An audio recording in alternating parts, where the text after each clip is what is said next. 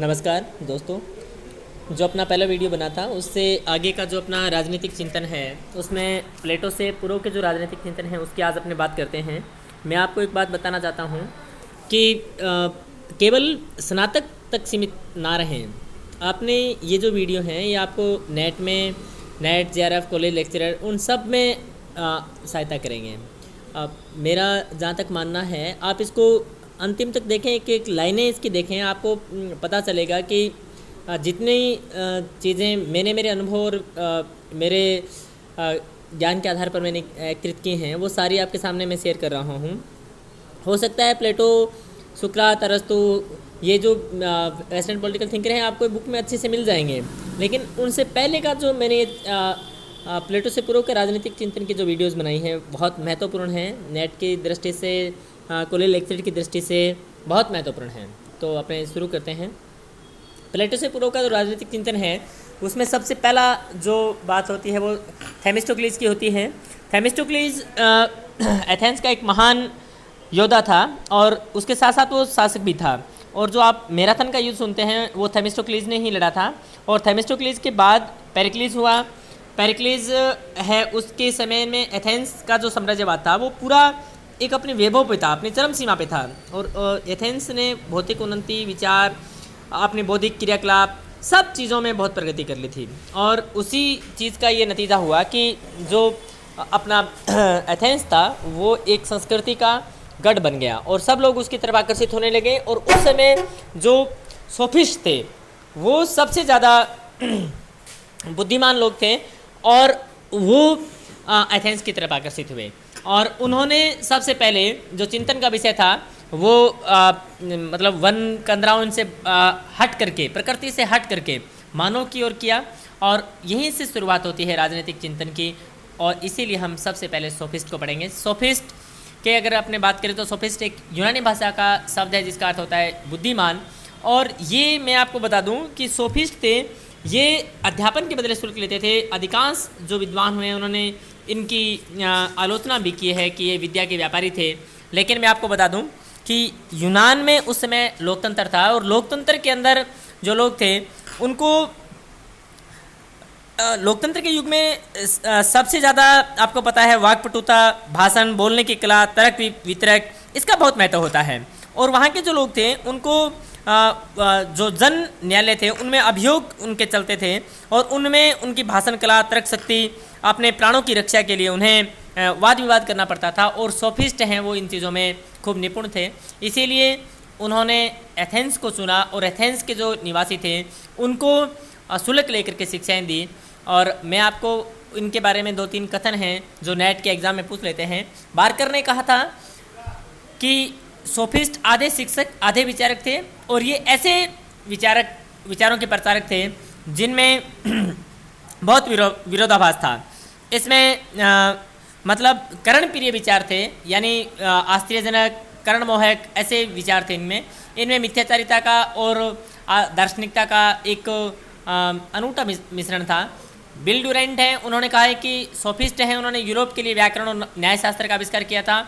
हंस साहब बहुत महत्वपूर्ण विद्वान हैं पॉलिटिकल साइंस के, उन्होंने लिखा है कि सोफिस्ट हैं, उन्होंने ही सबसे पहले राज्य के संविधानवादी सिद्धांत का, राइट इज माइट का, नॉन मॉरल सुपरमैन का सिद्धांत दिया था। तो इसलिए कई बार सोफिस्टों के बारे में ये कथन आ जाते हैं, नेट की दृष्टि से बहुत महत्वपूर्ण है। लेकिन जो सोफिस्ट थे उन्होंने जो एथेंस की राजनीतिक चिंतन था उनकी शुरुआत सोफिस्टों ने ही की थी। और कुछ लोग तो सुकरात को भी सोफिस्ट मानते हैं, इस पे हम बाद में डिस्कस करेंगे। बाकी मैं आपको क्लियर बता दूं कि सुकरात सोफिस्ट नहीं थे। सोफिस्टों की अगर अपने थोड़ी सी इनकी बात कर लेते हैं कि सोफिस्टों की जो दर्शन था उसकी मुख्य विशेषताएं क्या थी। तो अगर सोफिस्टों की बात करें तो मुख्य रूप से उनके जो सोफिस्ट विचारक हुए उनमें प्रोटेगोरस, गोर्जियास, हिपियास और थ्रेसिमेक्स ये बहुत महत्वपूर्ण विचारक हैं। सबसे ज़्यादा इनकी जो खास बात थी वो संशयवाद था, यानी ये कहते थे कि दुनिया में कोई भी चीज़ एब्सोल्यूट ट्रूथ नहीं है, निरपेक्ष सत्य नहीं है। सत्य है वो सापेक्ष होता है, देश काल परिस्थिति से ही वो डिसाइड होता है। ये अपनी जो बात है वो कहीं ना कहीं जैन धर्म के सिद्धांत से मिलती रहती है। पर ये कहते हैं कि प्रत्येक वस्तु और विषय के पास अनेक पहलू होते हैं और सत्य का हम केवल सत्य का जो साधक होता है वो उसके केवल एक ही पहलू को देख पाता है। संपूर्ण सत्य का ज्ञान किसी भी एक व्यक्ति को नहीं होता। ये इनकी सबसे खास बात थी संशयवाद। दूसरा ह्यूमनिज्म, मानववाद। इन्होंने सबसे जो मेन बात जो अपनी राजनीति का आधार मान सकते हैं मानववाद, ह्यूमनिज्म, जो व्यवहारवाद का भी बहुत केंद्र बिंदु है। इन्होंने कहा इनमें प्रोटेगोरस था, इनका बहुत महत्वपूर्ण एक कोटेशन था, man is the measure of all things. मनुष्य ही सभी चीज़ों का मापदंड है। कोई चीज़ अच्छी है या नहीं है इसका निर्धारण केवल मानव कर सकता है। एक गोर्जियास का बहुत महत्वपूर्ण कथन है, बहुत बार नेट की परीक्षा में पूछा गया है, किसी वस्तुता का अस्तित्व है या नहीं। यदि मैं उसे नहीं जान सकता तो वो नहीं है, अगर जान सकता हूँ तो है, और अगर मैं उसे दूसरों पर आरोपित नहीं कर सकता तो उस वस्तु का कोई महत्व नहीं है। इस प्रकार से गोर्जियास ने कहा कि मानव ही डिसाइड करता है कि कोई दूसरी वस्तु है या नहीं है। संसार में क्या सत्य है, यदि उसे जाना नहीं जा सकता तो वो सत्य है ही नहीं। इसी प्रकार से इन्होंने हर चीज़ को मनुष्य की कसौटी पे ही कसा। संसार में क्या सत्य है क्या असत्य है उसका निर्णय अपने लिए एक मनुष्य ही कर सकता है, दूसरा नहीं कर सकता। संसार में कुछ भी स्वयं में अच्छा और बुरा नहीं होता। मैं आपको बता दूं, जैसे एक कहावत भी है कि एक खराब घड़ी होती है वो भी दिन में 2 बार समय से ही बताती है। तो उन्होंने यही बात बताई कि संसार में स्वयं कुछ भी अच्छा है बुरा नहीं होता। अच्छे और बुरे की एकमात्र कसौटी होती है मनुष्य के लिए उपयोगी या ना उपयोगी होना। और मैं आपको थोड़ा सा बताना चाहूँगा, जब मैं कॉलेज लेक्चर का इंटरव्यू देने गया, मुझसे यही प्रश्न, मतलब सबसे पहले यही प्रश्न उन्होंने, जो हमारे थे विषय के विशेषज्ञ, उन्होंने पूछा कि व्यक्तिवाद के जनक कौन हैं, उपयोगितावाद की शुरुआत मूलतः कहाँ से होती है। और मतलब जहाँ तक मैं मानता हूँ इन प्रश्नों की दृष्टि से ही मेरा इंटरव्यू है वो शुरू हुआ था।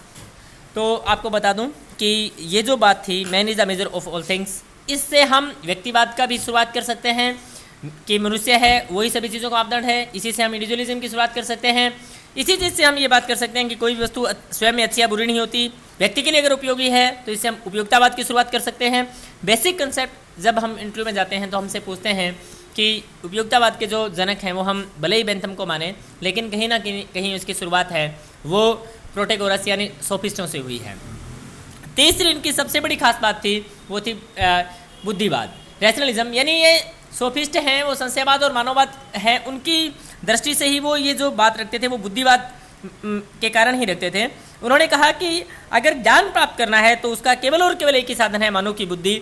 जैसे मैं बुरा नहीं माने दोस्त, मैं उनसे कहना चाहता हूँ कि कई लोग ये कहते हैं कि ईश्वर की वजह से हम सक्सेस हुए हैं, कुछ लोग कहते हैं कि हम धर्मशास्त्र या हैं, उन चीज़ों में ये विश्वास नहीं करते थे, अंधविश्वास।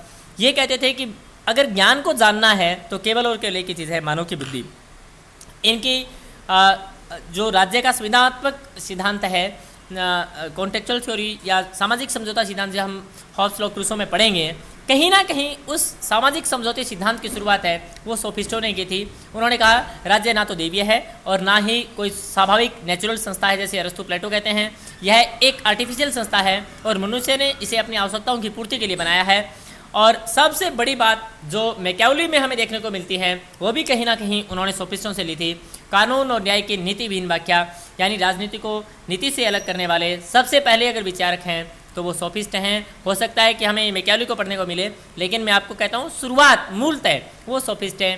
सोफिस्टों ने कहा कि कानून है वो एक शक्तिशाली व्यक्ति की इच्छा होती है, न्याय है वो सबल का हित होता है। यानी अगर हम थ्रेसिमेक्स की बात करें तो राजनीति के अंदर, या राजनीति नहीं पूरे दर्शन की बात करें तो दर्शन में शक्ति है, शक्ति शब्द यानी शक्ति की जो उत्पत्ति है वो थ्रेसिमेक्स ही करते हैं। और वो कहते हैं कि शक्ति को प्रत्येक अवस्था में न्यायोचित मानना चाहिए। और ग्लाउकन तो यहाँ तक कहते हैं कि अन्याय करना अच्छा है, अन्याय सहना बुरा है, जो हम बार बार सुनते भी आते हैं। माइट इज़ राइट इन्होंने दिया था, मत्स्य न्याय की शुरुआत के ये पक्षधर थे। और इन्होंने, ग्लाउकन ने ये भी कहा मनुष्य का पहला कर्तव्य होता है कि वो स्वयं को जाने। दोस्तों इसके बाद मैं कल सुकरात और उसके बाद प्लेटो शुरू करूँगा। थैंक्स।